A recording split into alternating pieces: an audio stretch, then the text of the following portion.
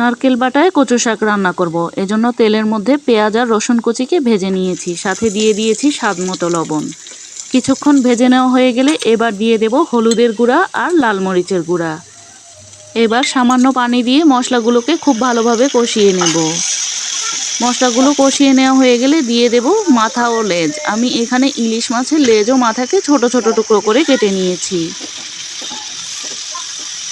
খুব ভালোভাবে কষিয়ে নেওয়া হয়ে গেলে আমি এই লেজ ও মাথাগুলোকে তুলে নিচ্ছি, না হলে কিন্তু এগুলো কাটা কাটা হয়ে যাবে। এবার ব্লেন্ড করে রাখা নারকেলগুলোকে দিয়ে দিচ্ছি।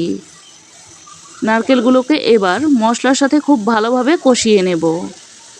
কষিয়ে নেওয়া হয়ে গেলে তুলে রাখা মাছের মাথা ও লেজগুলোকে দিয়ে আর একটু নাড়াচাড়া দিয়ে মিশিয়ে দিচ্ছি। এবার ভাপিয়ে নেওয়া কচু শাকগুলোকে দিয়ে ভেজে নেব।